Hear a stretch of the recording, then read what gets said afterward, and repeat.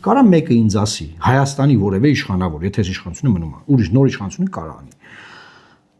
Կարա ասի մենք չենք համաձայնվում, որ ադրբեջանցիները վերադառնան Հայաստան։ Արա ինչ հիմնավորություն, ինչ հիմքով պետք է ասի։ Ի ասելու է ինչ։ Միջազգային հանրություն ասելու է եղբայր մի րոպե, էլի, սաղ լավ է, բենզին է կապի առնում իրանցից։ Բեռները գալու են գնան բան։ Պետք է գան ձեր մոտ ապրեն։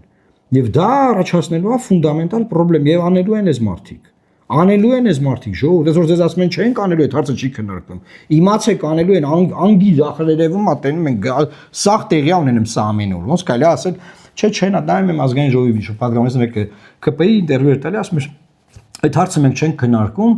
վարչապետն երբեք չի ասել ոչ, ասելա դա վտանգավոր է, դա վտանգավոր խոսույթ է։ Ժողովուրդ ջան, վտանգավոր խոսույթ այլևս համարվելու է, որ չի ինչու,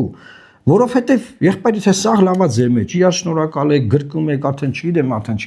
ինչ եք ուզում արդեն, ինչ հարաբերությունների մակարդակ եք ասել, այս խնդիրների շարքը, որ ես թվարկեցի չլուծված, դուք չեք կարողանալու ասել, չէ, չիլի, այս բանը չենք անում, չէ, համաձայն չենք, սա խնդրեմ է, չեք կարողանալու ու անելու եք։ Եվ այս պետության վերացման ճանապարհային քարտեզի իրականացումն է, այն ինչ որ հիմարվում է, Հայաստան պետության վերացմանն է, մասին է։ Ասում են սաղ լավ է լինելու, այստեղ սաղ լավ են ապրելու, ովքեր։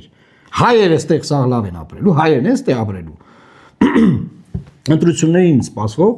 ֆունդամենտալ իմ համար կարևոր հարցը սա է, ովքեր են այստեղ ապրել, ում համար ալնելու այս երկիրը։ Այս ում երկիրն ալինելու էլի։ Այն իմ նշած խնդիրների իրականացման արդյունքում։